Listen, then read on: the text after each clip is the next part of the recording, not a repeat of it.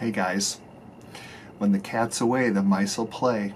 Join me for this one-off special edition of Three Sides of the Coin that's not officially Three Sides of the Coin. My buddy Izzy Presley joins me today to discuss all things Kiss, but specifically Ace Frehley stuff, because we know how much of a Kool-Aid drinker Izzy is.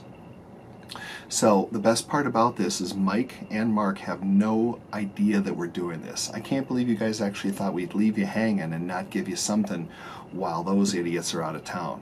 So sit back, put up your feet, and enjoy some great conversation. Join me for the next 90 minutes. I think it'll be really enlightening.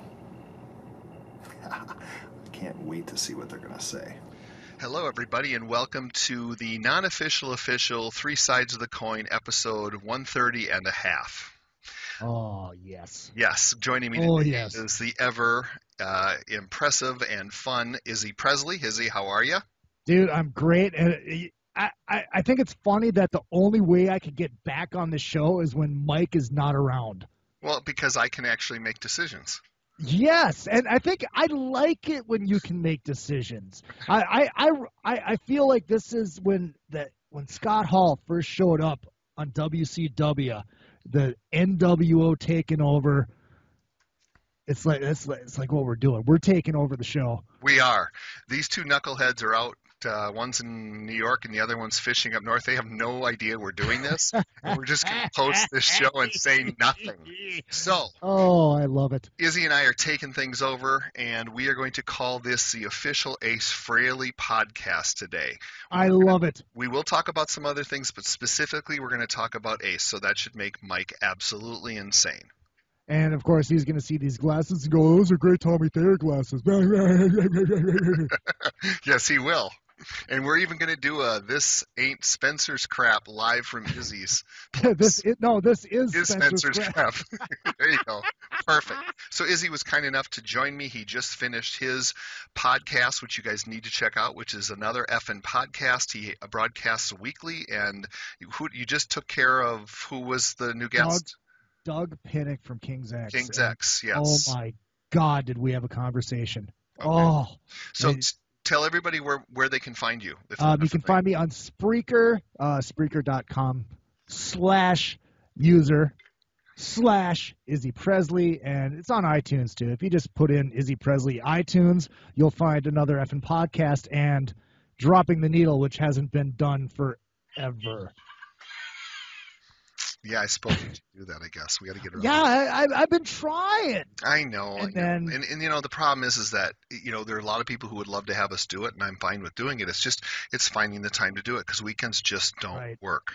You know? I'm a Lyft driver. I drive overnight. I can do it whenever. Okay, well then let's talk to Mike about it and see what he wants to do. So let's move forward here and talk about last week's episode, which was the whole episode devoted to Mark's This Ain't Spencer's Crap. And I'm just going to read one quick remark. This one comes from Jim Nicholas, and his comment was, Meatloaf Communion, I almost pissed my pants. Tommy was on fire in this show. Mark was getting his balls busted royally. Thank you very much. This is all about me today. That's right. It's about time. Yes. I've been silent long enough. I know. It's like, you know, with me as always is Garth. You know? Exactly. Who happens to look like Gary Busey? I mean, what? Hey, and I'll take the beating for this. Oh, absolutely. Right? I will too. Yes, absolutely. I will too, because you're like, dude, can you do this? I'm like, give me an hour, and it's on. Yeah, it just kind of popped into my head around noon today. I'm like, hey, you know, fuck those guys. Let's do a show. That's right. Let's piss them off and get Izzy back on. So we've got our Ace Frehley vibe going today, correct? Yep. This is my Spencer's Crap. Oh, there you go. Okay. Yeah, my Spencer's Crap. Hey, Curly. Oh, Jesus Christ. This is going to be a long hour, isn't it? All right, so I want to start with one thing before we go into the Ace stuff, and that is the fake report that's been floating around. Former Kiss guitarist Vinnie Vincent reported missing. Izzy, what do you think of this? I thought it was absolutely hilarious. I mean, before anybody, if anybody hasn't seen the article, it is a spoof article, and it's basically he hasn't been seen since what? Vinnie Vincent invasion. Foreclosure, something like that. Oh, I think it's great. I nearly peed myself when I read it. Oh, I think it's fantastic. And like I had written a comment on one of the threads that they're just looking in the wrong place. Try the transgender community.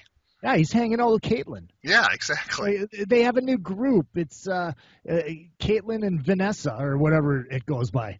Mm-hmm. She goes by. I shouldn't say it. I'll catch hell for saying that.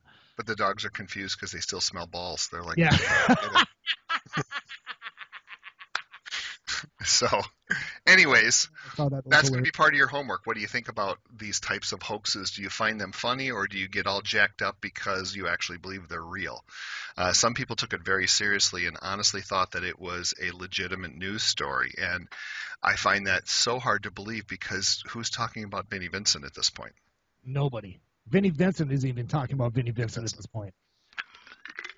Somehow I don't think we'll ever hear from him again. That would be my we'll guess. hear from his creditors, obviously, but that's why he was trying to sell all that stuff for outrageous amounts of money. right. You know? Yeah, and I don't know anyone that's gotten a T-shirt yet. Do you? No. Okay.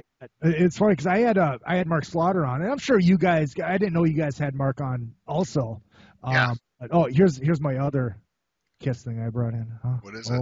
It's a part of a keychain I got from when I was working at Universal. Oh, neato. Cool. Available for sale. Yeah, $50 because I owned it.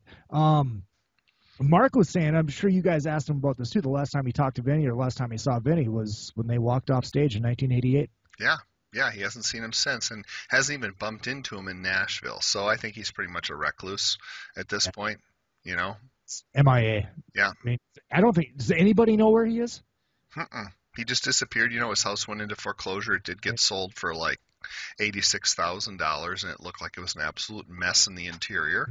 And he's just disappeared off the face of the earth. So, I don't know, maybe he's a bag lady. I wonder if it was a Kiss fan that bought it. No, I don't think it was, actually, because I called and actually spoke to the listing agent who had no idea who Kiss even was. She's like, I don't know what you're even talking about. Like, would it have been hilarious if Gene would have bought it? Yeah, to get all those videotapes that were piled up in the garage. It could have been anything. Right? You know, it's not necessarily Kiss stuff. It could have just been him freezing dogs. Who knows? Or doing the, would you fuck me? I'd fuck me. With this color lipstick. So, give us your thoughts on that. We would like to know. Moving on, let's talk about Ace, your favorite subject in the whole world. Is it going to be Ace, Ace, Ace? It's going to be positive vibes the whole way through. See, there you go. He's already got it down. Exactly. So before we go into that piece of it, why don't you tell everybody about your tribute band and what you do and where you'll be playing? My tribute band is called AC, a tribute to Ace Frehley, because as all of our listeners know, or all of our viewers know, that was Ace's only scripted line in Kiss Meets the Phantom, was AC. So I thought the true Kiss fans would get it. So here we go. AC, a tribute to Ace Frehley. We have 2 gigs coming up. I only really do it when I go home. I'll be back in the first week of September. So Stoney's Bar and Grill or Stoney's Badass Biker Bar, in Rockville, Minnesota on Friday the 4th of September. And then we're still negotiating the cities gig, but we'll be playing on the Saturday the 5th in the Twin Cities. Okay. So maybe POVs or something like that, but they can check the website. Yeah, somewhere in that area. And it's, it'll be us and, a couple other tribute bands. Because, the Ace thing, it's so cool. It's so badass, but it's such a niche thing that, we can't, headline. We have to play with other people. That's going to be a bigger draw just so everybody knows the songs that we're doing because we do songs that Ace did in Kiss, but we also do non-makeup stuff. We don't wear the makeup. We don't do anything like that. So we're doing his solo shit too. Doing Insane. I mean, Ace does even play Insane. Yeah, and I've seen this several times, and Iz does a great job. He really does. You do. And I always look forward to it. So as soon as you get this shirt up, let us know also because we'll share it on our page because I want people to show up. So if you're in Minnesota or you're in the Twin Cities area, make sure that you save that, Saturday. Right, it's Labor Day weekend. Got nothing going on, come down and go, Yeah, go to the fair during the day and come out and see Ack at Right. night. So Exactly. I want to make a personal request on that, all right? I would like Okay. to see you work up Words Are Not Enough. You know, when I was putting the list together, exactly, I had this brilliant idea of doing. Well, first it was like, let's do every song that Ace did in Kiss, and then then the non-makeup stuff too. But it was just too much. It was just too long, and we have to play with other bands. But Words Are Not Enough was on that list, and I had to drop it. Well, why don't you drop it and why don't you put it back on and drop like Cold Gin? Well, I have to do Cold Gin at Stoney's. Cheetos wouldn't pay us if we didn't do a Cold Gin. Okay. But there's got to be something you can drop that everyone has Right. heard of. You have to fit that one in. That one, and I want to make one other request. I would like to have you do Catch Me When I Fall. Shit, I don't even know that one. Well, I'll send you a copy of that so you can learn it. Everyone thinks the name of the song is Audio Video. Okay. Yeah, that would be fantastic. I think that you at least should do one. Words Are Not Enough would be badass. It would be. No one's ever done that. That would be so Right. cool. There has to be something. You send me this set list, and I'll help you pick one that you could get rid of. But I made it, so I'm just like, okay, There's this is got to be. perfection. This is perfection because I made it. There's not perfection if that song's not in there. That's a good point. Yeah, there's got to be something that you could dump that no one's going to care about. Oh, Come on. Think about it. There's got to be one. How many are there? Is it a 90-minute set? no, hour 15. So almost, Okay. almost 90 minutes. We have dropped Strange Ways. Oh, why would you drop that? Now, that's a great one that should stay in the set. I agree. Get rid of. Okay, read it off. What I don't want to give away the set list. Okay, read off part of it. Give me 5. Give you 5. 5 of the standards. Obviously, you rip it out. You got to do that. Got to do Deuce. See, there's one that could go because Kiss plays it nonstop. He's playing it live. They do. They do. And that's one of the reasons we have it in the set is because he is playing it live. We'll give you the Kiss songs that we're doing. Okay. How about that? Okay. Let's see. So Deuce. We'll rip it out technically as a Kiss song, even though it really isn't. Yeah. We added She. That's a good one. That's good. Yeah. Well, let me look at it. Let's see. Come on. Lay it all out. Lay it. I'm not gonna lay it all out. And that's another piece of homework for us. I want to know if you're going to come and see Izzy do his show. What songs do you think that they could drop to add Words Are Not Enough in? And I don't want to hear from any of you fuckers that are like, I don't like that song. I'm talking to the fans that are Ace fans that like that song. What can Izzy drop to fit that one in?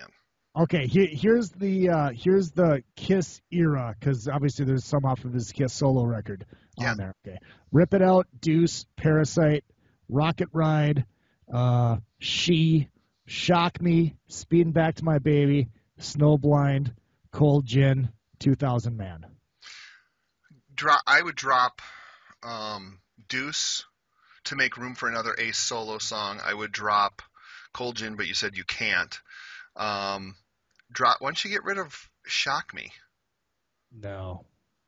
Dude, it's an Ace tribute show. We have to do Shock Me. Well, yeah, but anyone that shows up that's an Ace Frehley fan will know that song and not care if they can hear something else. Yeah, but that's where the solo goes. That's where the solo goes. Can't you solo on She? I get to solo on She. We have 2 guitar players. It's not like I'm playing lead the whole time. I'm mostly playing rhythm and singing, but I got to get my couple solos in. Well, yeah, but there's got to be some compromise here. There has to be one that you can dump. I think Deuce is one of them because he's playing it live. Who cares if you do it? I know, but I love playing that song. Well, see, now you're being a pussy. All right. No, I'm not being a pussy. What else is on that list? Because it goes so well coming out of Rip It Out. Okay, so you've got to put Strange Ways back in because that's fantastic. I think you're being short-sighted here. What about Rocket Ride? Can't we get rid of Rocket Ride? Fuck no! Pardon my French. No, I can't get rid of Rocket Ride. I love Rocket Ride. Okay, so then what are the Ace songs? What are You they? want me to give away the whole set list? No, because it'll probably change by the time you show up in September. I know it will. Okay, well, you saw us last time. I've added one Ace song that we did not do, but I'll tell you the other Ace songs. Yeah. Insane, Love it. Rock Soldiers. Could you dump that one? No, that was like his biggest solo hit So after he left what? Kiss. So what? Let's see. Rock Soldiers, Into the Night. Love it. Do Ya. Yeah. And fucking New York Groove. I guess I already said that with the Kiss stuff. Yeah, you can't. You can't dump New York Groove. Well, are you doing anything off of Space Invader? I wanted to. I really did. I wanted to do. What was the first single? Why am I drawing a blank here? I'm having a space cadet moment. See what I did there? Give Me a Feeling. I wanted to Give Me a Feeling. And you're not going to do that. No, I'm not going to do that. Well, can't you push your set out and make it 90 minutes? No. Why? I suppose we could add one more song. Yeah, words are not enough. If we add another song, problem solved. I promise you, we will add. No. You're not promising me you will. You have to do it. There's just not going to be a. I love that song. So we're going to have everybody. And I did have a request for it last time. This is going to happen. You don't want that either. I know, and I just gave away the whole freaking set list. I know, it's so awesome. I knew you. You just got to push. It's like getting Mark to open some rare thing. It inevitably will happen. You just got to keep working. Oh my God! You just made me realize you played me like somebody from Detroit. Take him to Detroit. No! What movie? I don't know. That one. Off with their heads. Oh, thank God. Wait. Take him to Detroit. No, not Detroit. I don't know. What Kentucky Fried Movie. Come on. Oh, God. Oh, that was a long time ago. All right. I'm with you now. So, there you go. Now you know what he's playing. You got to come out and see him because it's an excellent set list. But there is still another gem in there, too. Okay, well, good. I don't need to know them all. I just want to make sure there's a place for words are not enough. Okay. That's all I'm worried about. I promise you we will try to do words are not enough. I know it, sort of. And we got time. It's not till September. Well, yeah, how hard? You guys are all professional musicians. You know how to play your instruments. Well, how hard they can are. it be? Well, yeah, you are too. You're a good guitar player. So, well, thank you. All right, so what we should do is we should get Bren to come out and play with you. That would be fun. My God. That would be awesome. I'm going to bug him about it. I'm going to bring him. I'm going to go, Bobby, let's go see Cheap Trick tonight. I'm going to drive to Palms. He'll show up and it'll be me. Yeah. It's like, God, it's Elwell. Yeah, exactly. Son of a bitch. All right, so moving on.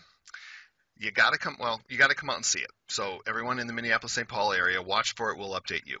And there is a Facebook page for it, too. So. Oh, okay. Well, there you go. So we'll make sure that there's updates. We want to get as many people out there to support Izzy as we possibly can. And he's kind of similar to Ace in the fact that he never, ever seems to promote any of his dates. So we're doing it for him. I would not. Yeah, I never promote anything that I'm doing ever. I didn't say that. Just the Ace Frehley stuff. I promoted the dates. You're being just like him. You're being just like him. You know, you're not promoting anything. Yeah, right. But I'm showing up on time. That's true. Yeah, you're not 3 hours late, and I wasn't standing in the rain, so everything's good. When we went to see him in Anaheim, he went on late in Anaheim, and it was so funny because everybody was booing. Oh, this sucks! And he gets on stage, and everybody's like, "Yay, it's you!" Of course. Yeah. I was with. We're gonna name drop here. Dan Epstein from Rolling Stone magazine, and we came to the conclusion that the reason that Ace was late is because it was in Anaheim at the House of Blues in Anaheim, which is it's at Disneyland. Yeah. Figured he was there conquering Space Mountain and turning it into Ace Mountain.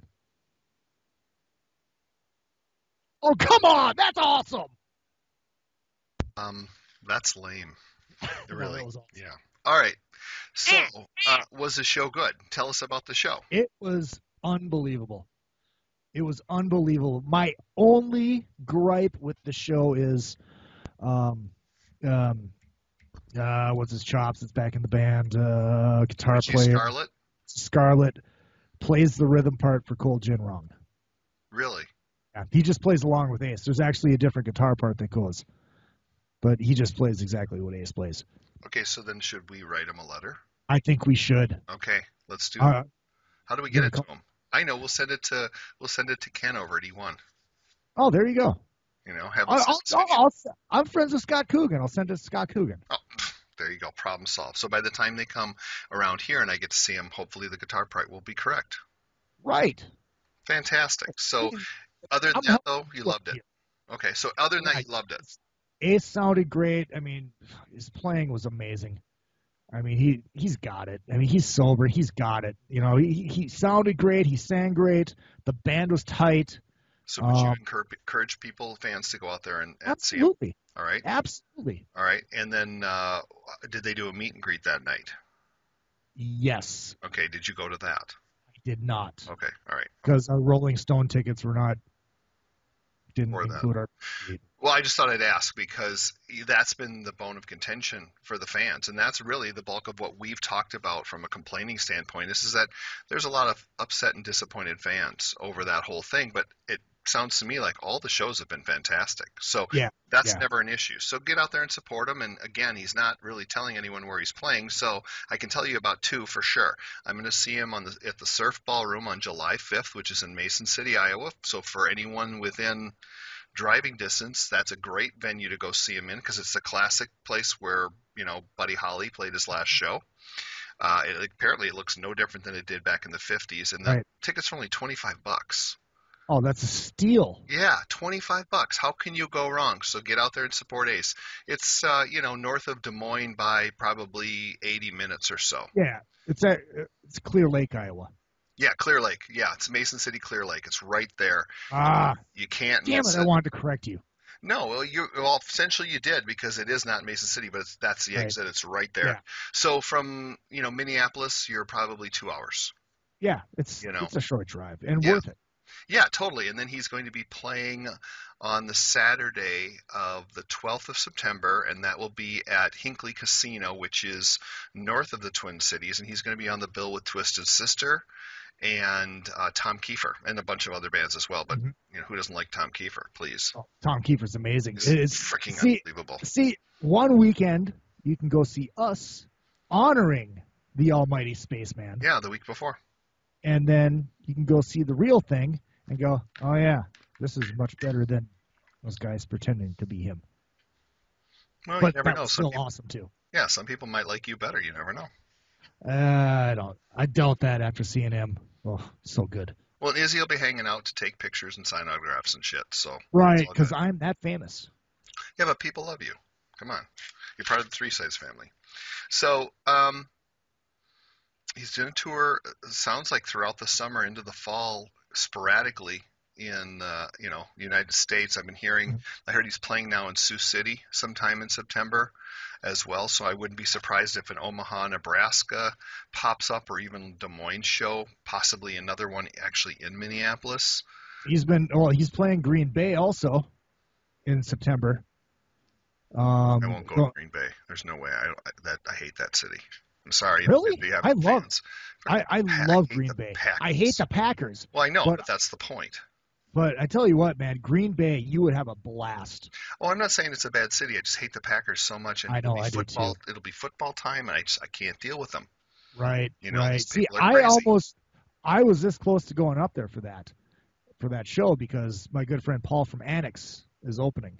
Oh, Annex is opening. Annex is opening for them, and I mean he's an Ace geek. He's a Kiss geek like all of us. He'd be a great guest for your show. Okay.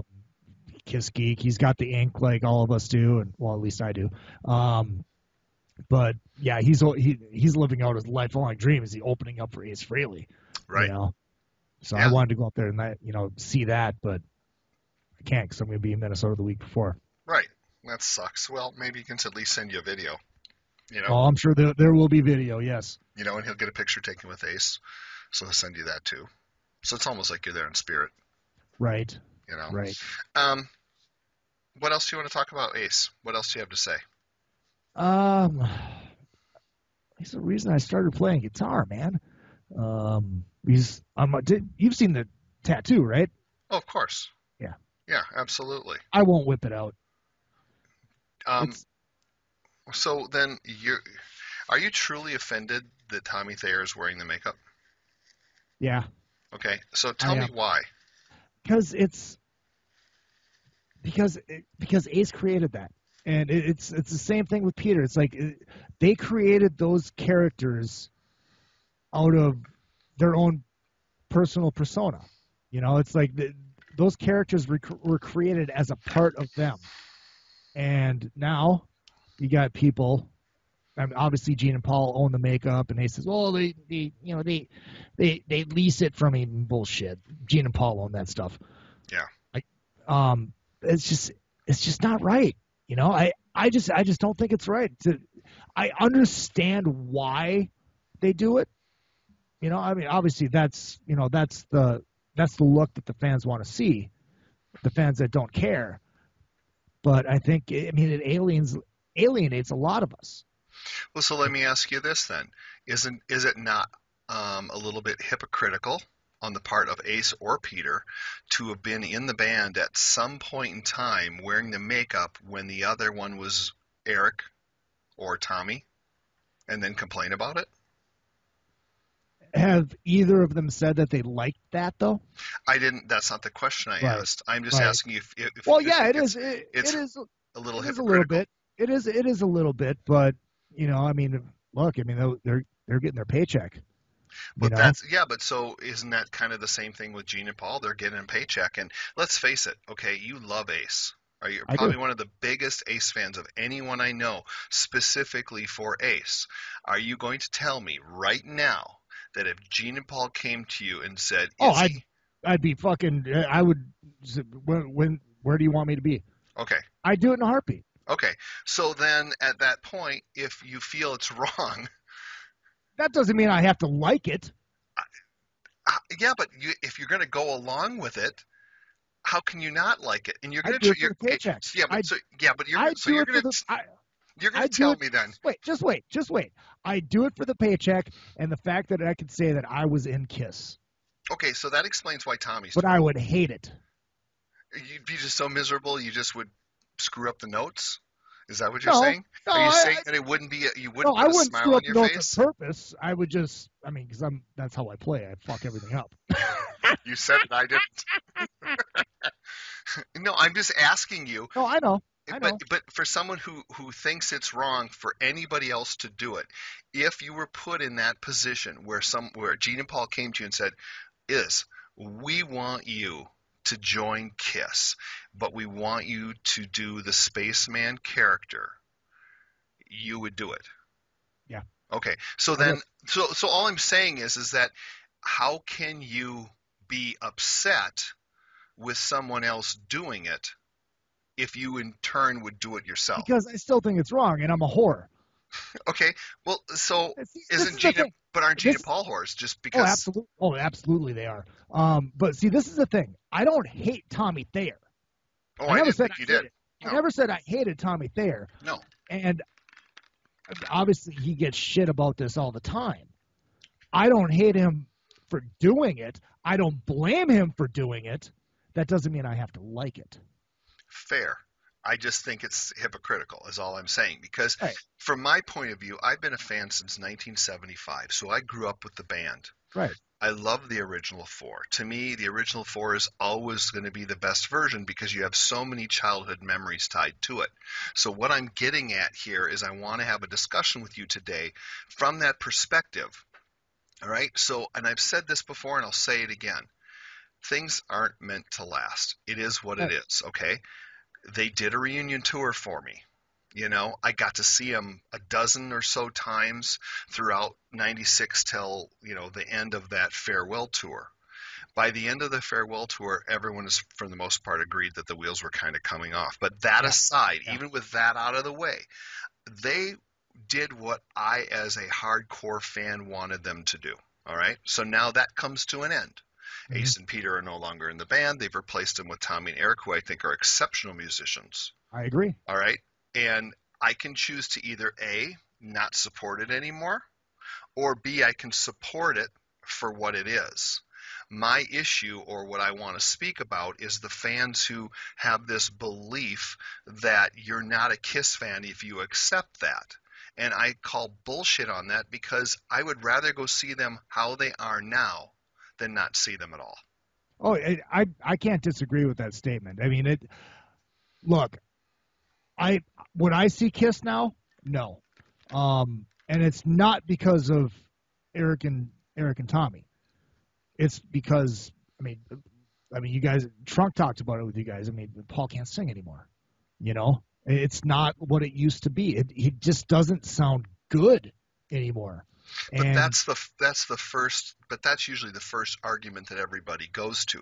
I'm not saying that Paul doesn't have vocal problems. I'm not saying that it's perfect anymore. But I got to tell you, when we were in Vegas, it was pretty damn good. And I'm sure it's like anything else. There's good times and there's bad times. Right. I mean, when I saw them at the State Fair, remember that State Fair? It was Kiss and Crew, yeah, and that was bad. The treatment who blew everybody away. The treatment was amazing. Did you see those guys? Were you there early enough? Yes, I did. And actually, we ran into them at Sweet Martha's Cookies after the show. You know, real nice kids. Yeah, great blokes. Great blokes. Go check out that treatment record. You will be blown away. If you like old school, just hard rock and roll. Yeah, they were really good. Love them. Kiss was brutal that night. I mean, Paul was brutal. Was brutal. Yeah. And I think that's the last time I've seen Kiss. Okay. And that was, what year was that? Was that 2012? Well, they played the fair twice, so I think that was 2012. It was 2012 because it was a Crew. Yeah. And I was at Rockin' 101 by the time. Oh, you were still there. So okay, you had moved. Yeah, that's right. You're still here. Right, I was still there. So that would have been that. Yeah. That's the last time I saw Kiss, and that's probably the last time I will see Kiss. So then how do you feel about the people who are so quick to condemn everybody else for liking the version that's currently being served? I think that's douchey. Okay, all right. I mean, yeah, I give people shit. I give you guys shit all the time. Well, yeah. That's all out of good fun, and just to get, totally. Just to see Mike get. Tommy Gene wouldn't like what you're saying on my show. You know. He writes the check. Yeah, well, Mike's got to keep it all reined in. We have to get approval and all that, so that's a whole nother matter. Well, because I always think that that's so funny, because some of the fans act like the minute you say anything negative about Ace, that it's somehow sacrilege to do so. So let me ask you this. If you take an objective look at Space Invader, on a scale of 1 to 10, 1 being crap, 10 being perfect record, what will you rate it? 6.5 to a 7. Okay, so here's an Ace Frehley fan who is as big of an Ace Frehley fan as they come, and he rated the record lower than I did. I gave it an 8. Mike, I think, gave it a 7. Mm-hmm. So that's the point for me, is it's like you got to be able to be objective, because it was not his best, but it was certainly not his worst. Right. And just because you have an opinion that isn't perfect doesn't mean that you're not a fan, because we were taking some crap about that we were supposed to give it a 10 just because it's Ace. And that's just a load of bullshit. Well, I mean, granted, you should give it a 10 because it's Ace. I mean, it is Ace. You just gave it a 6.5. That was other kids. You're hearing God, you're a hypocrite. You're hearing things.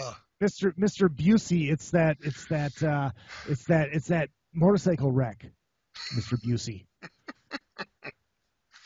Has everybody noticed he looks like Gary Busey? I'm sorry. Not pre-motorcycle looking at, am I?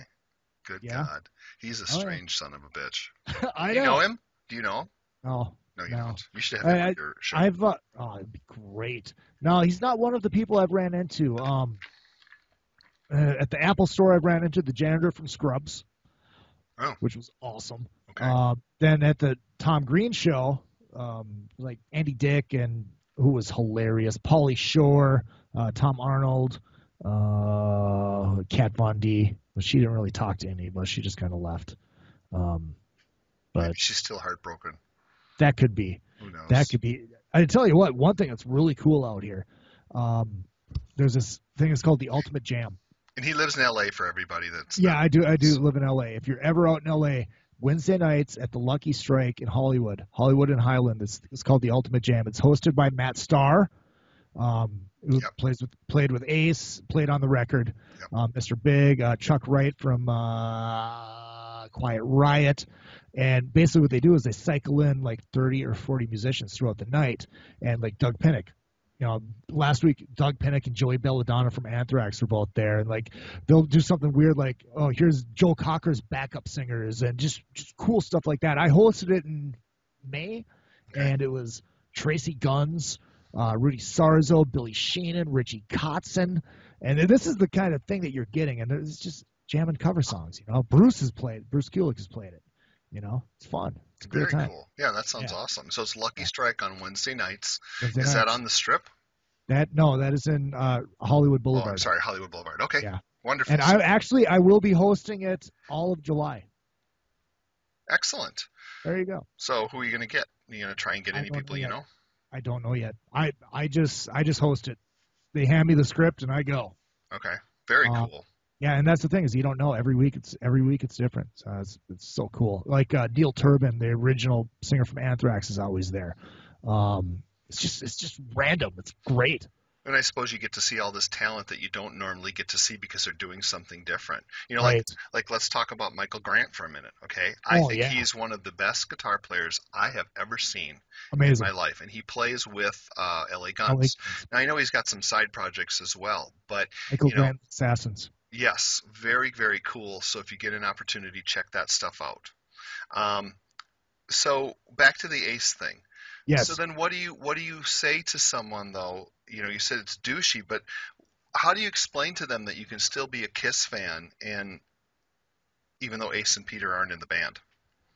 Well, I think most of the people that have that mentality are kind of like me. They're a fan of the Kiss that we know and we love. And they're probably not a fan of what they are doing now, So I guess it's really hard to explain that to somebody who's on the same wavelength as you. But do you think that they're not listening on purpose just because they're so jaded by what it is that they're not hearing anything? Some people maybe. I listen to Monster. I bought Sonic Boom. Was I fans of it? No. Okay, so I gave it a listen. Well, so what didn't you like about Monster and Sonic Boom? Monster specifically, it sounded like they were trying too hard to relive. I mean, there was Eric's song on there. It's like, this sounds great. This sounds like it's off the first record. Then the lyrics came. It's like, God, it's just so cheesy. It was just so playing up the gimmick of the rock and roll party song. You know what I mean? Yeah. Does that make sense? Yeah, because I just posted last night the album cover Monster and asked everybody, what's your favorite song off of that record? And there was several. I mean, it was a mixed bag all over, but the Eric song was probably mentioned more than most. That one, Freak, Long Way Down, and Take Me Down Below were the ones that were, I think, the highest, or the one I noticed mentioned the most. So it's a real mixed bag. And then some were saying, Wall of Sound and a couple of different songs on there. So see, now with that said, I really like, was it Modern Day Delilah? Was that Monster? That was Sonic. Okay. It was what was the lead single, Paul's song? Hell or Hallelujah? Hell or Hallelujah. I didn't like that at all. Really? Not a fan. I dug it. I heard it's like, shit, this sounds like Asylum. Well, maybe that's where the problem is. Right. See, I dug it. I thought it was great. Okay. Because to me, like the rest of the record, it wasn't like trying too hard to forcibly recreate the past. It just sounded like a good Kiss song. Do you think maybe that's more because you're a musician, that you hear it maybe differently than someone like myself that's possibly, just a fan? Possibly. I mean, because I thought the same thing when I heard that Crew Saints of Los Angeles record. Okay. It sounded like they were forced. It was forced. Trying too hard to write that song about the Sunset Strip. Really? You know what I mean? Interesting. Yeah, because I think that Saints of Los Angeles was their best record. I love that record. Yeah. I like the song. I think it's a great song. Chicks Equal Trouble, White Trash Circus, and let me see, what was the other one? Anyways, yeah, I love that record. Absolutely loved it. So I hear it differently, I think, than you because I'm not a musician. And Right. so for me, I felt, if anything, Sonic Boom sounded way more like a recreation of Dress to Kill than anything on Monster because there were so many familiar snippets on some of Right. those songs. Okay. Because I just look at it like there's got to be at least a couple songs off of every record that I'm going to appreciate. Just like I think that every single band that gets a record deal, other than maybe someone like the Melvins, has at least one good song that I'm going to like, whether it's Bruce Springsteen or it's Anthrax or whomever you want to choose. Thank you for saying the Melvins, by the way, because I had Pat Fontaine from XYZ on the show last week, Hmm. and we were talking about Kiss came up in the Kiss reunion tour, and how St. Louis got Alice in Chains, and then we got the Melvins. I couldn't think of the name of the band. We're just like, Buzzo didn't belong. Yeah. Went to get beer. I can't think of their name. The Melvins. Yep. Thank you very much. Yep, absolutely. And in fact, I saw the third show of that tour, which was Kansas City, and it was the Melvins opening. And then by the time they got to St. Paul, it was Alice in Chains. No. We had the Melvins. Oh, we have the Melvins, and I saw Alice. I know I saw Alice in Chains. Alice in Chains was probably Kansas City because Freaky saw them in St. Louis. Oh, okay. So I had them switched around, but yeah, I saw both of them, and Melvins were just not good. That's just not for me. So I guess I look at it from approach that, okay, it's a new record, just like it's a new Cheap Trick record or whomever you choose, and there's always at least a couple good songs. And I also am a big believer that you have to support your artists and you have to support new music, whether it's from an older band or someone new. Which takes me to the next thing I want to talk about, which is Gene's getting more heat again here, talking about, several months ago he said rock is dead and blah, blah, blah, blah, blah. And now he's saying that the fans are responsible for no new rock stars. What do you think?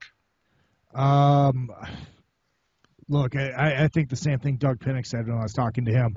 He goes, it's not the fans' fault. He goes, it's your fault. Talking about Gene, it's guys like you, because you're the ones that have the money.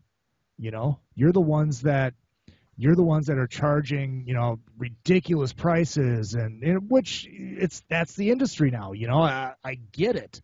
I think we were more talking about the fact that I think I had quoted Gene as saying that the fans killed the music industry, because I think that was one of his quotes, wasn't it? Yeah, I believe so. Yeah, so I think that's what we were playing off of. But look, I mean, I think it's the internet. I think, everybody's like, oh, the internet's great because, you can market to everybody. It's like, yeah, but it's so niche now that you find what you like. And a lot of people, they just say, okay, this is what I like. This is what I'm going to stick to. And they don't go out and find new music. But is it really any different than you creating your podcast or us doing what we do? Not at it's all. Different than how radio or traditional radio was done. There just has to be a new framework or business model for it. Right. And look at what Taylor Swift did this week. Oh, that was great. I thought that was awesome. And for those, do you want to tell people what happened? Taylor Swift basically wrote a letter to Apple because they were going to they're doing this new streaming service, and the first 3 months are going to be free, which I think is great because it gives people a chance to check it out, to go, I really like this, then I'll pay for it. But basically Apple was not going to pay royalties to anybody for those first 3 months. So basically they're giving letting you stream the music and not paying any royalties. She got royalties out of it for everybody, and we talked about that with Doug too. And he's like, I think that's great. I commend her for standing up for the little guys like me that, live month to month. I think it's great what she did. Okay, so then doesn't that affect a change? So rather than Gene saying that it's the fans' fault for wrecking, music and that there aren't any rock stars, then maybe Gene should have been stepping up with Taylor Swift along with U2 and the Rolling Stones and whoever else you want to throw into that pile and do something for the young artists to help them out. Right. Oh, I absolutely agree. And see, this is the thing. In Los Angeles, we do not have an active rock radio station. There is no active rock radio here in L.A. How's that possible? And somebody go, well, what about K-Rock? K-Rock is shit. Okay. K-Rock is hipster, pop, rock, whatever. So you don't have a 93X? No. And do you have like a KQ? Yeah, that's all we have. We have So KQ. KQ is a classic rock in Minneapolis, and Right, the 93X is like the metal where they'll play Right. some of the classic rock, Right. but they like Sabbath and whatnot, but they Right. play all the new people. Rockin' 101 out of St. Cloud, same thing. They play a lot of these new bands that I when I'm driving Lyft, I'm streaming Rockin' 101 because new music, great selection of old music, and the morning show is awesome. Okay, there you go. Yeah. So then, do you think that it's just the business model that's broken? I think it's I think it's it's the record industries. I think it's radio. Radio has a big part of it, and see, this is the thing. Everybody's going to their iPods. Everybody's going to their streaming and all this kind of stuff, and they're going away from radio because radio has done this to themselves. They haven't changed with the times. They don't. Immelt on Rockin' 101 goes off about this all the time, and there's no honest radio anymore. You know what I mean? It's all pre-programmed. Jocks aren't picking the music. It's all on the computer. Basically, what I did on Rockin' 101, I would not be able to do out here. I would odd to me because that's the center of so much new music. Because it's all corporate, and these corporate gigantic wonks have that's what radio has become. They use the same simple format in every in every market, and basically jocks just go in, they do their liners, and that's it. There's no entertainment value in radio. Even if radio is playing new music, nobody's hearing it because they go away from it because they're not entertained by radio. Maybe that's why talk radio is taking on Exactly. such a larger point. Exactly. Talk radio and podcasts. That's where it's going. Radio has not changed with the times. They're still stuck in this corporate idiotic thing, listening to consultants instead of doing like God bless Rockin' 101, man. Mm-hmm. Oh yeah, Carla Morgan and all of the people locally up there. Family owned and run, for 30, 40 years. And, they do it the way they want to do it. And that's great. More radio stations should be like that, but they can't because they're all been bought up. Well, I was reading an article, too, that someone had written that now that American Idol is not going to come back, we can start to heal as a musical community. And there's some truth to that, There is, but you still have the voice, and it's not going away, I interviewed Rudy Sarzo years ago, and we were talking about Elvis, and he goes, that's what American Idol's looking for. They're looking for the next Elvis. They're never going to find him. But that's what they're looking for. Yeah, you're right. And I think that you just need to figure out a different way to present your music. I mean, look at Black Veil Brides. They're killing it. And they're doing it their way, and they've got a business model that's working for them. Right. Are they selling records? I don't know number-wise, but I think maybe it's at the point where you don't sell a ton of records. But they must be, because the times I've seen them, they've got a whole crowd full of people, and everyone's singing every word. So they've got to be getting it somewhere, and it can't just be on YouTube. Right. Well, that's good. That's good. I mean, that's another thing that we talked about with Doug. It's like, does it make sense to do a new King's X record? He's like, I don't know, because I've got the songs. We've got the songs. We could put out a record, but we put it out for a handful of people to buy it, and that's it. So do they not tour anymore? They still play it. I don't think they tour, but they still play. Okay. They'll do gigs here and there. Okay. They don't tour. I mean, would it make sense to tour? Probably not. It doesn't make sense for anybody to tour. It's like LA Guns, your Firehouse, your Slaughters. They do it, but they do fly-in gigs. Right. For weekends. They're weekend warriors. They're not in a bus. God bless Faster Pussycat for still doing it in a bus. Yeah, no kidding. They're one of the few. I love Pussycat. Oh, they're wonderful. Absolutely fantastic band, And I'm going to see LA Guns here in a couple weeks. They're playing in Prior Lake. Oh, that's right. With Lita Ford and Night Ranger and, I don't know, some Daughtry. I don't know who that is. I have no clue. But right. I'll leave by that time. Right. So what do you think about this Ace Frehley record that's coming up? The covers record. Do you feel good about that, or what do you think? Yeah, because I obviously I have the cover show, so I like to hear people's takes on stuff. I wish if I was working with Ace, I would have brought this idea to him, do a contest, and have the winner, whoever suggests the song, you pick the song. If the winner's like a musician or whatever, bring him in to record that song with you. That would be pretty badass. That would be very cool. Yeah. Well, maybe that's something E1 could do. Right. Because it doesn't sound like it's carved in stone yet. Right. So basically, what you would do is you would have, say, I wanted to cover "Home Sweet Home." That song just came up the top of my head. Yeah. I would make a recording of myself covering "Home Sweet Home," send it in, and then Ace picks the one that he wants, and then the winner gets to go and record it with Ace. That's a great idea. Let's pass it on to Ken. I think you should. Okay, I will. I think you I'll should. send him a copy of this show. I guess I'm looking at it from the standpoint of I'm looking forward to it, but at the same time, I read something today about it that turns me off just ever so slightly. Okay. He's covering some of the Kiss songs. He's redoing Cold Gin, and he's redoing Deuce, I think. And I'm just thinking, well, maybe that's not Deuce. I don't want to hear that. I want to hear his influences.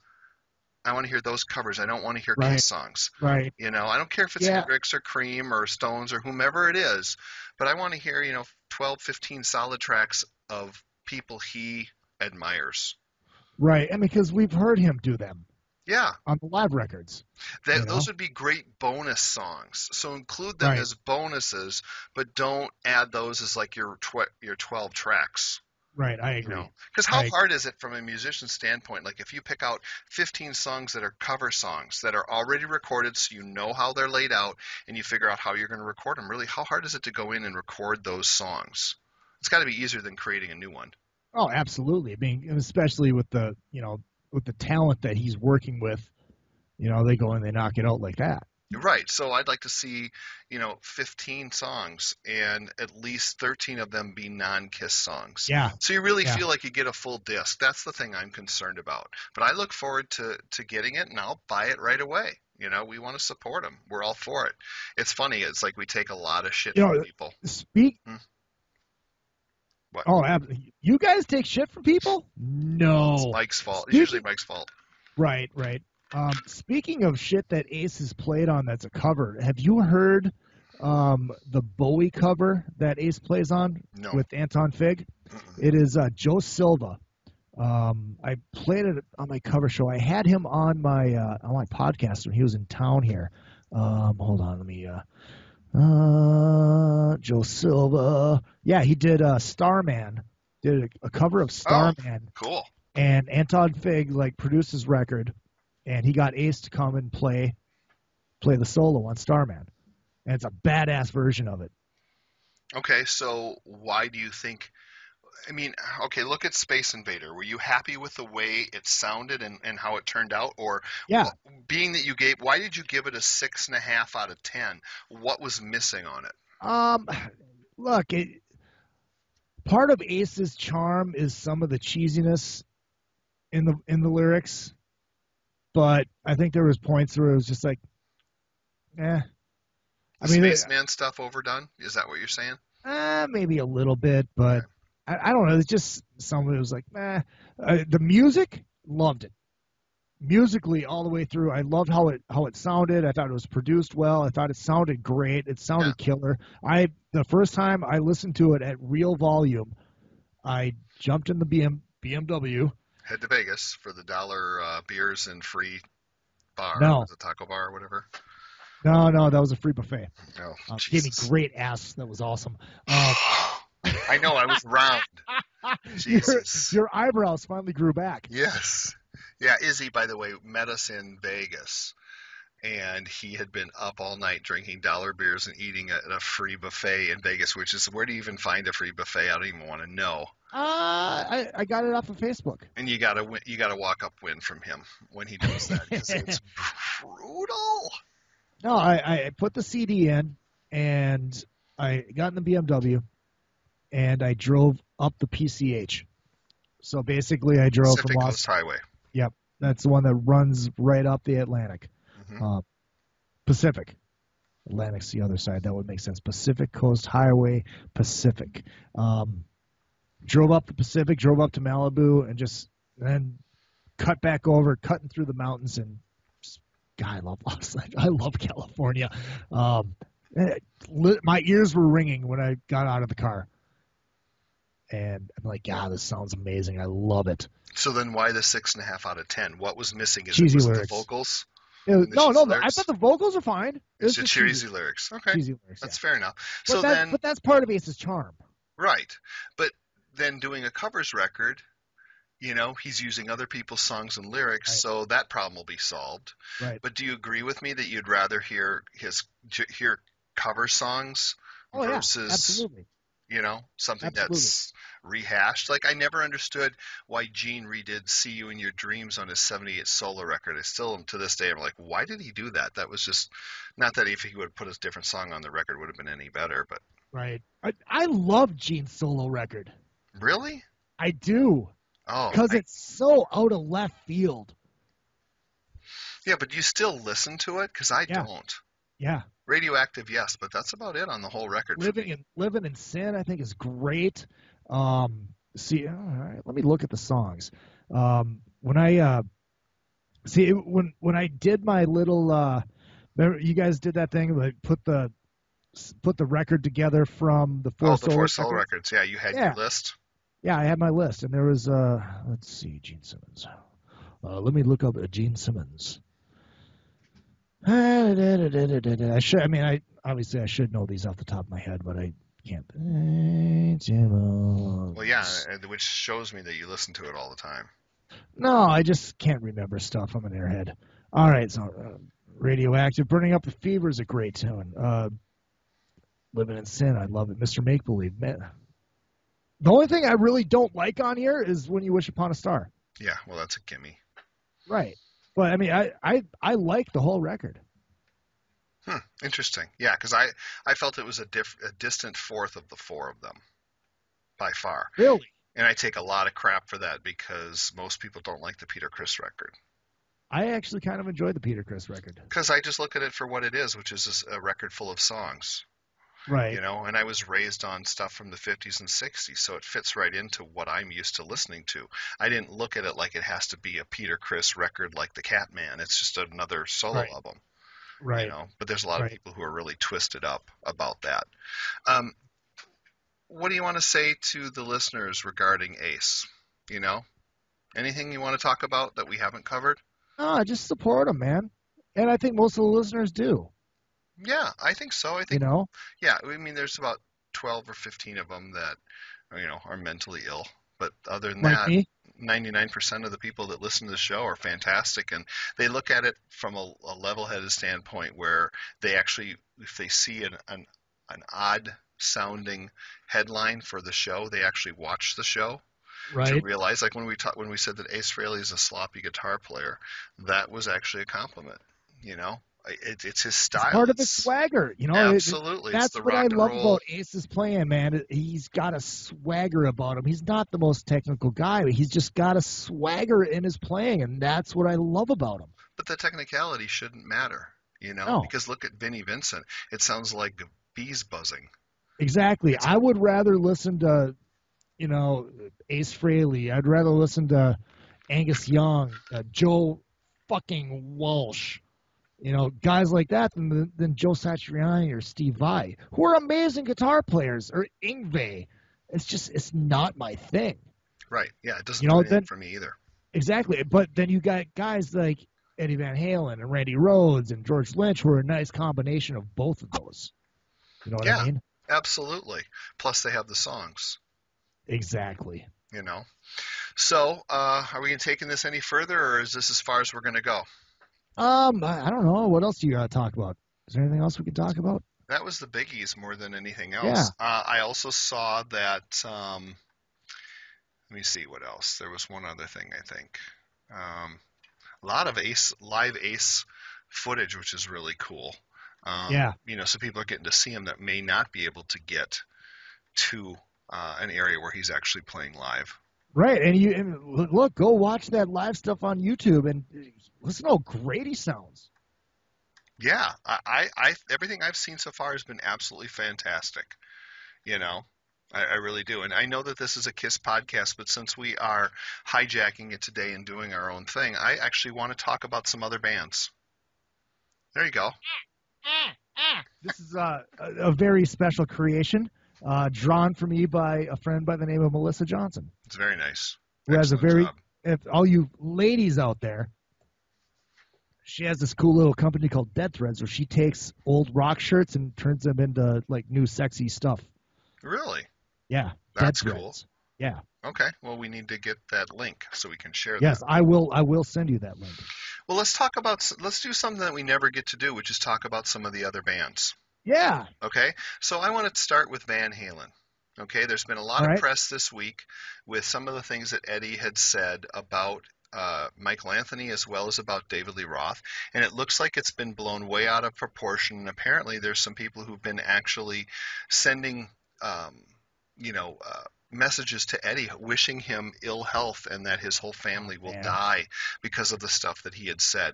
Taken out of context again.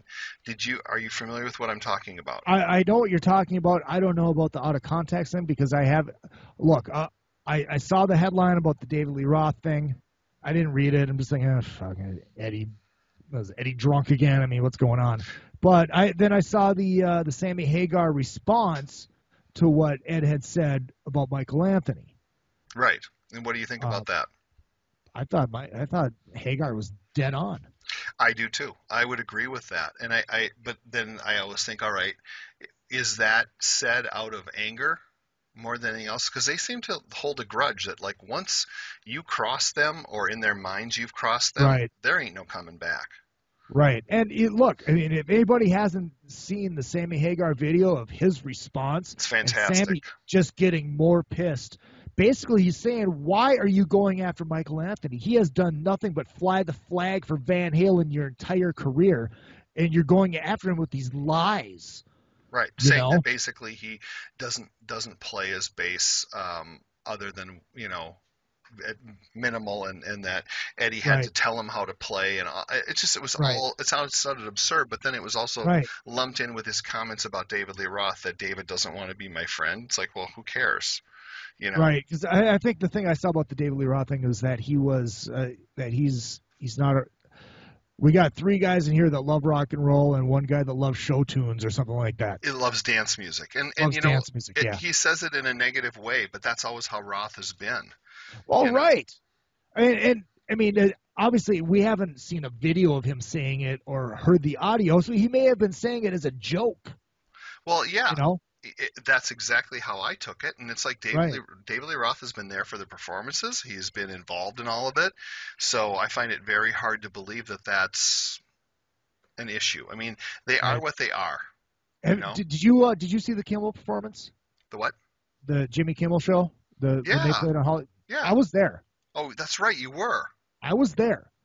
And it's so funny. Everybody's like, oh, God, Dave just sounds horrible now. Well, 1, he's always going to sound worse on TV. It's always going to sound worse on TV. Right. And 2, Dave has never been amazing. Dave's been Dave, and Dave is still Dave. I think Frank Hannon from Tesla made a great point about this. And I suppose you're going to turn around and say, well, you can say that about Paul Stanley too. If you want women and children first, go buy Women and Children First. You're not going to get that anymore. Well, yeah, but that same could be said about Paul Stanley. But David Lee Roth has never been good live. Right, exactly. Some of the... Yeah, because Paul used to be... Good. Great. Yeah. Mm-hmm. Yeah. He's not it. And he just never had... Ace has never been... Or Ace, what am I saying? I'm sorry. Dave's never been like that. But that's also part of his charm. Right. Right, exactly. It was part of the swagger of that original band. There we are, back to the swagger. It's not about ability. It's about what you bring. Yeah, and I can remember back in '81 on the Fair Warning tour, Dave just talked his way through, but I swear that was one of the best concerts I've ever seen in my entire life. Right. Just absolutely amazing. And I guess I think it's like anything else. You get this stuff that comes out in the media and everybody overreacts to it. It's just... it's set up on purpose to stir the pot. They take everything out of context. They go with the one negative thing that they can and turn it into something that is just completely not what it is. Overreaction on the internet? Gosh, can you believe it? I know, it's crazy. So, what do you think about Cheap Trick. Are they also a band for you? Oh, I love Cheap Trick. Okay. So I love Cheap Trick. one of the things that a lot of people complain about is they say that Bunny being out of the band is horrible. And I disagree with that. I think that Bunny leaving was the best thing that could have happened to this band live. I have not seen them without Bunny. I haven't seen Cheap Trick in a long time, and I need to. And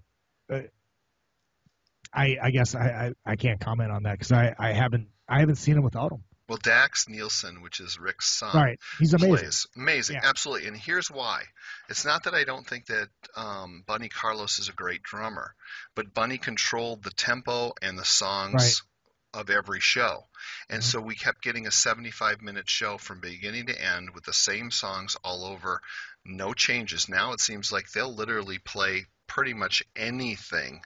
Right. At a drop of a hat. And to me, that's exciting as a band, which we can have I a whole agree. other discussion about Kiss and the set list that just won't seem to change, you know. But I still think that they're fantastic, and I'm looking forward to seeing them whenever I can. You know? I was pissed. They played out here just a couple weeks ago at the Greek Theater with Frampton. And I know they were just up in your neck of the woods with Frampton too. Yeah, I actually didn't go on Saturday night because I didn't want to get another DUI? No, never had one of those. Thank you very much. No, I just didn't want to get another Budokan show. Gotcha. That's pretty much it. And I want to see the Cheap Trick shows where they mix it up. Now, I've had arguments with Bren because he thinks that Heaven Tonight is the greatest song that they've ever recorded, and I say to him, no. Every time they play that, half of the audience goes for a piss. You know, I want to see Up the Creek, which just about Up the sent Creek, me to a fit. great movie. See? Yes. Great movie. Ralph Absolutely. Macchio. No. God. No, Ralph Macchio's not in that. Oh no, not Up the Creek, not Up the Creek. I was thinking of Up the Academy, but yeah, Up the Creek is also Up the Academy is awesome. You got to see it. I have. It was put out by Mad.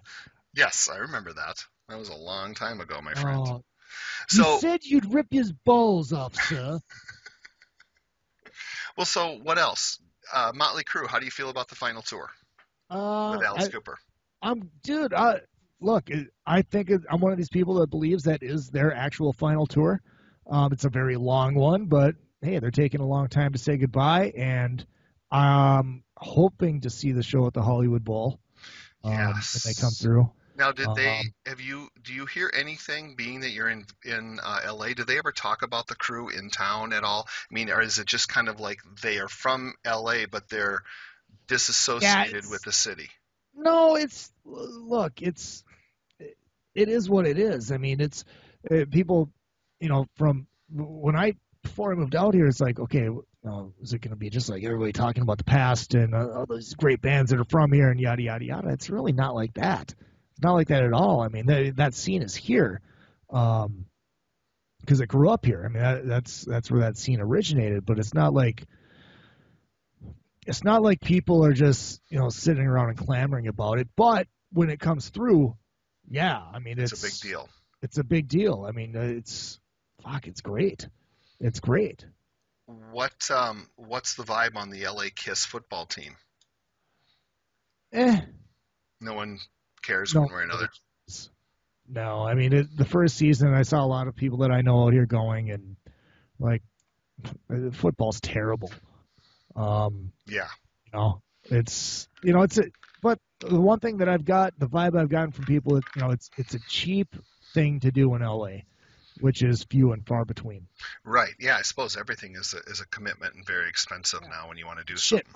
I went to a Dodgers game, like a month ago, and it was my first Dodgers game, and I sat in the left field mezzanine and wooden bleachers, and I think my ticket was $30.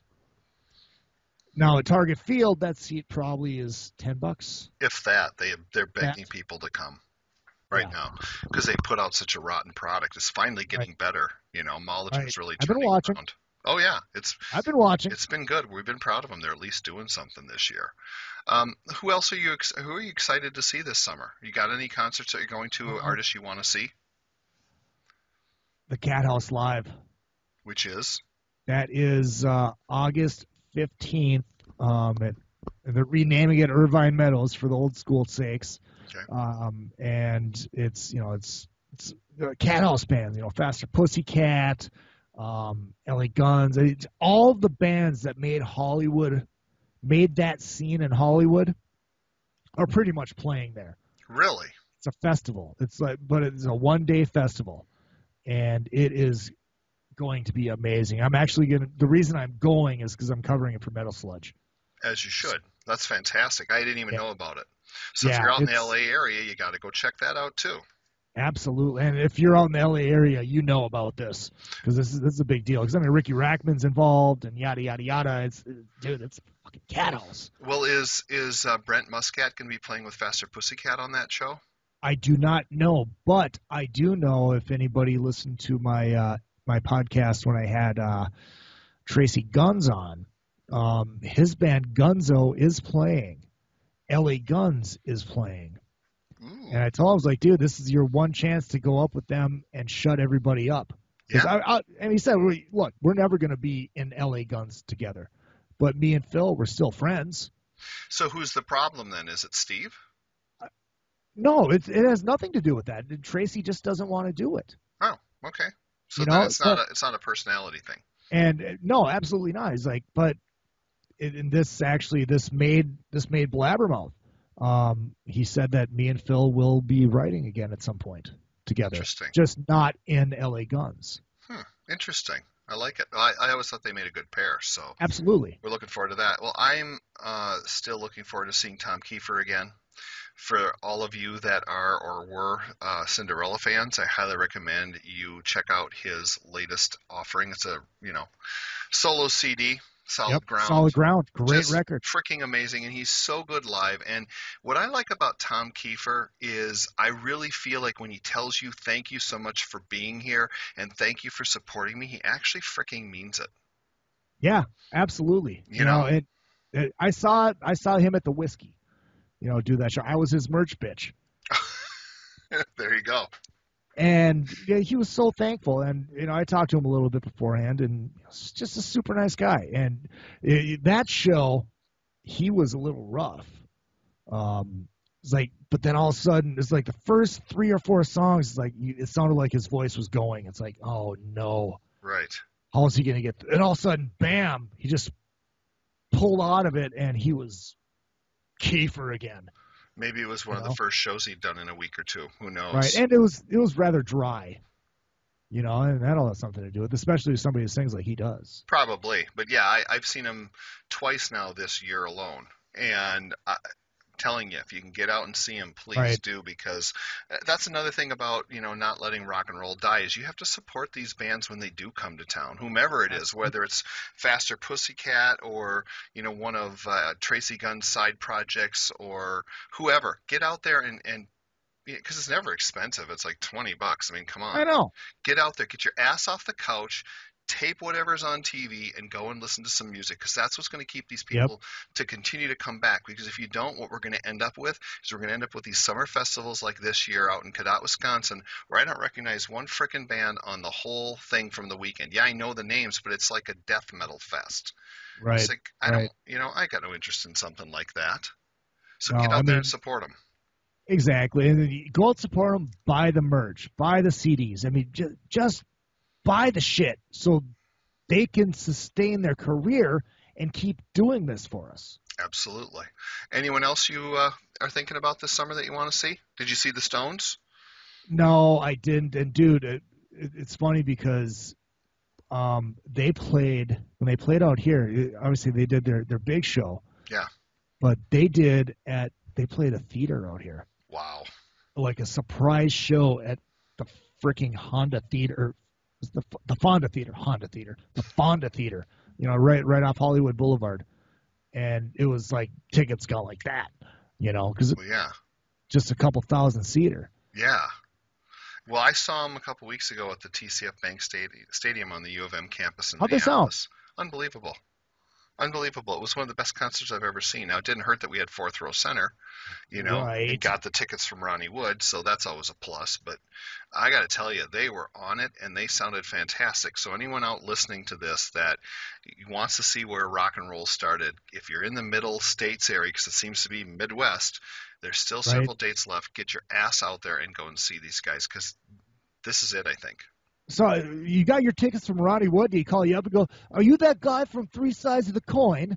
I really want you to come see the show." I don't even think he knows who Kiss is. I don't know. No, it's a long involved story. I mean, I've met him before, but he wouldn't be able to pick me out of a one-man lineup, All right. you know.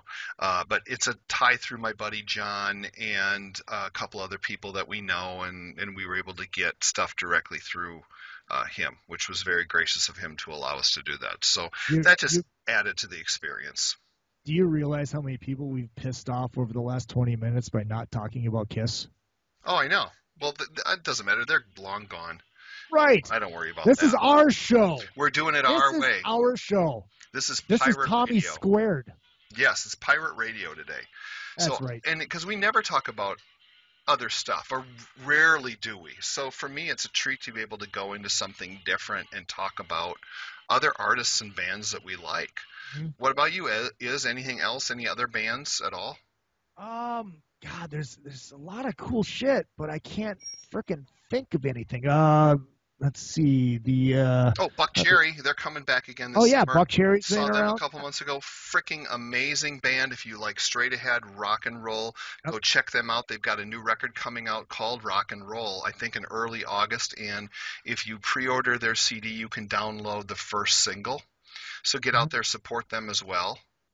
Check out the new Europe CD. Oh, okay. Is that the final countdown, guys? Yes, okay. But put it this way, the new Europe CD, it sounds like a modern Deep Purple record. Really? If that makes sense.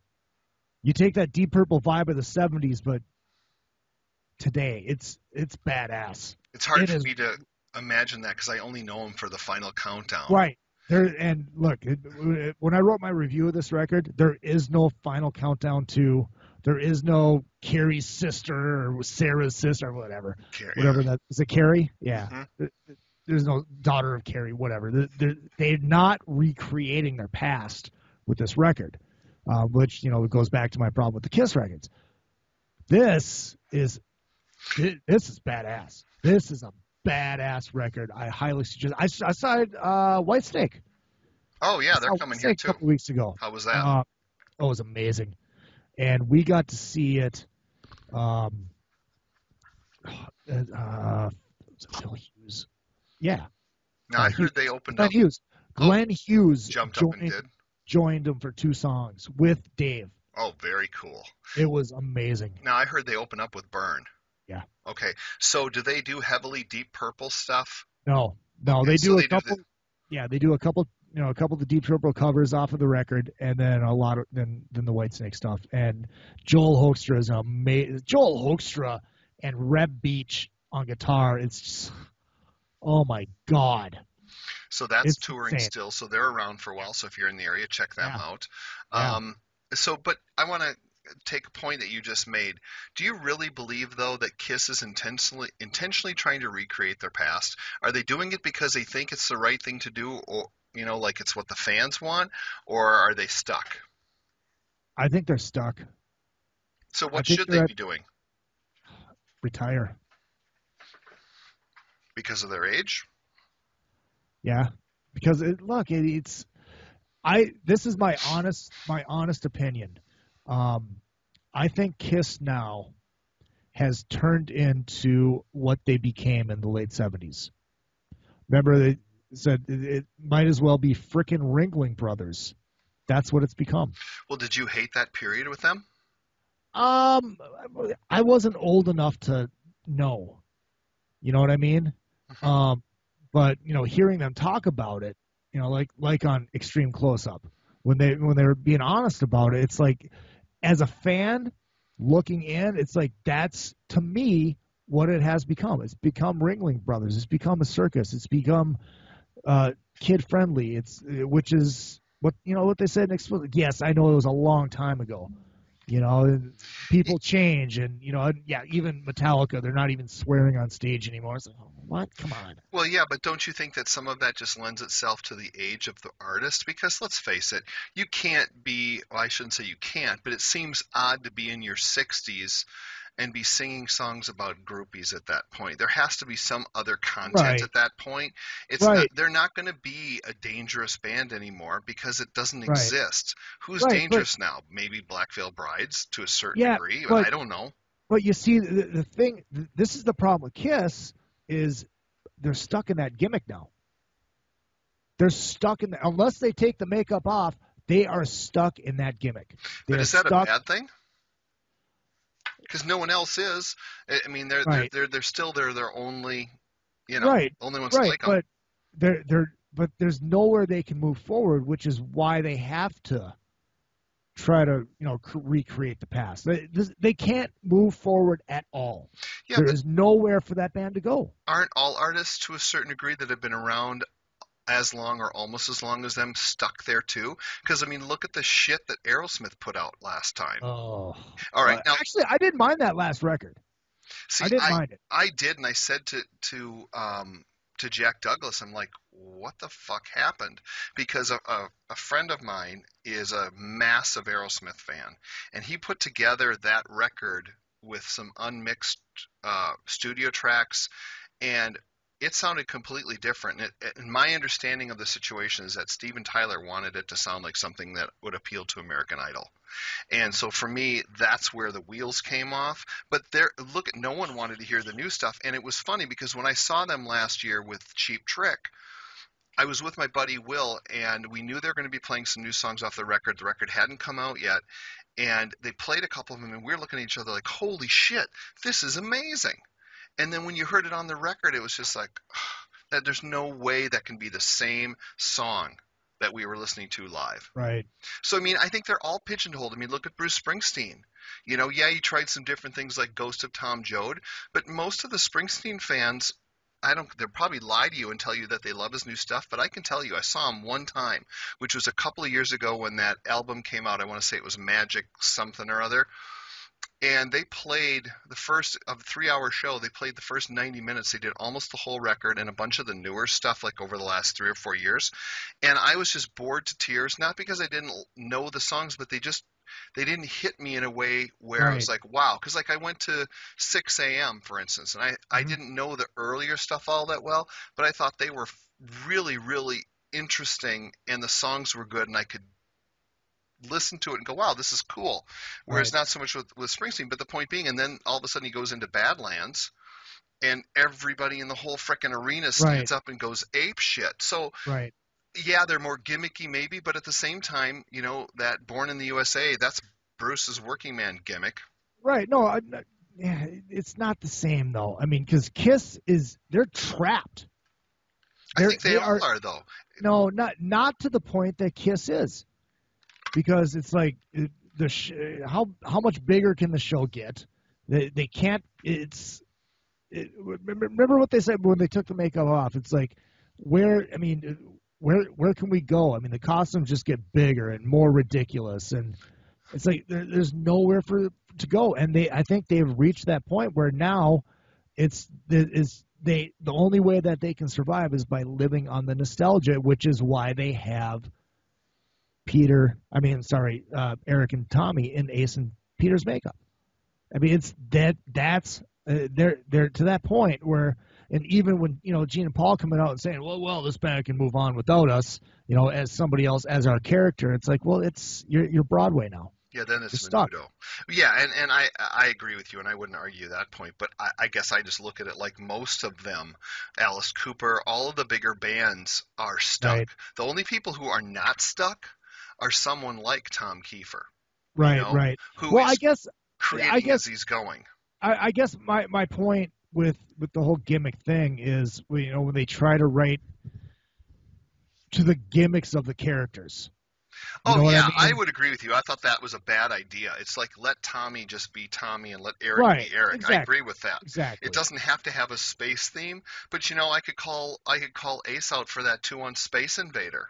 Yeah, but he's the original Space Ace. Yeah, but it he doesn't. can roll with it if he wants. Yeah, but it also gets redundant after a Oh, while. I agree. I And agree. he's creating for that niche market per se and working off his persona. Like the song Space Invader, really that could have been on his 78 solo album and Right. probably And I like belonged that there. song. Oh yeah, That, it's a great I mean, song, but yeah. that should be that for me that should have been the one space I agree. reference on the record. I agree. And that's it. I'm not disagreeing with you with that. I agree with you 100%. Yeah, so I think all of them to a certain degree are trapped. Just like the Rolling Stones, they have to play Satisfaction. They don't Right. have a choice because half of the people there would be pissed if they didn't play it. Right. Absolutely. So you're kind of damned if you do, damned if you don't. But I mean, if given the choice between seeing Kiss now in makeup the way they are versus a Revenge era Kiss, I'll take the Kiss in makeup any day of the week because I feel like I get enough of the Revenge era type Kiss through other outlets of seeing people like Tom Kiefer. Right. Yeah, that's a valid point. But... I mean, like Van Halen. Van Halen was my band for a very long time, and I went and saw the first reunion tour they did together and was grossly disappointed. Really? I was the exact opposite. Okay. I was blown away. But I had never seen them with Dave. Oh, see, I've seen him with Dave, I don't know, at least a dozen times. So there's a whole different frame of reference. But my issue with it was I knew they wouldn't look the way they used to because nobody can. Right. But it just felt like a different Van Halen without Michael Anthony there. And he needed to be there. I can't argue with that. So then I get a different kind of truth, and I'm thinking, okay, this is okay. There's some really good stuff on there, and there's some corny stuff like Stay Frosty, which you totally expect them to do because it's no different than what they've done in their past. Right. I love Tattoo. I thought that song was amazing. So they did some cool new stuff. So I went and saw them the second time.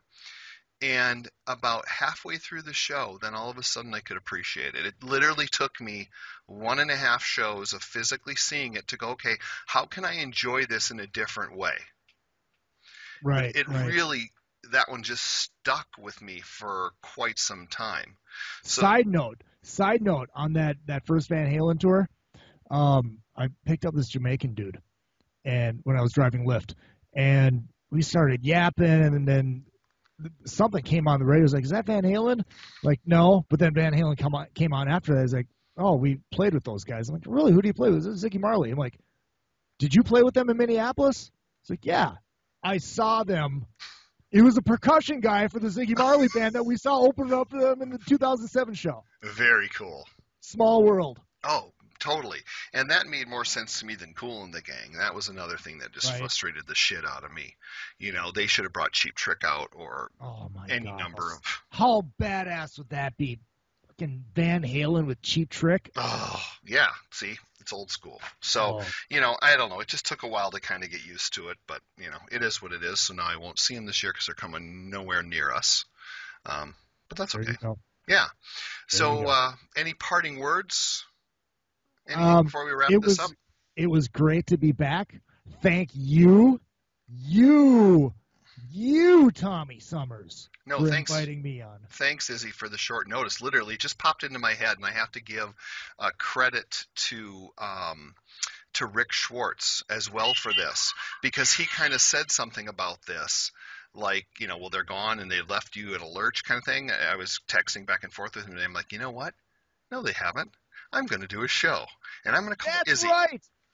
I love it. Yeah. I love it. Cheers, my friend. Absolutely. So I hope that you guys who have stuck with us here to the end, we've been going for almost 90 minutes. I hope you enjoyed this episode. It's not meant to be three sides. It's just meant to be something completely different. So homework is, what do you think? We want to talk about Words Are Not Enough. I want to get people's opinion on what song can they dump to add it, because we know the whole set list. Or how about this? No, you still don't know the other song that we added. How about this? What song would you want to see us do? Oh, yeah. Well, then, yeah, and watch. Someone's going to say, something ridiculous like, of course. Because, what would be kind of cool is Acorn is Spinning. I'd like that. You could get your jam on that one. Nobody would know it. How about Remember Me? I love that. 5-card stud. 5-card stud is sweet. That would be nice. That would be fun. It's in the intro. Back to School. Back to School. Well, you know, I love my dolls. no, I could live without that one. What else? Oh, what's on your mind? I'd like that. That would be cool. Oh, shit, one that Ace is doing in his set. Hard Times? No, Richie sings it. Never Too Young to Die? No, it was off of the Breakout. I'm indifferent to that stuff. I mean, as an Ace fan, when that first record came out, and it's nothing against Todd, super nice guy, but I just really wanted an Ace record with all Ace vocals, and you know, I think that's why for the most part, I liked Trouble Walkin' so much, which is another great song. Yes, that is a great song. Yeah, that record is amazing. Well, there you go, Trouble Walkin'. There it is.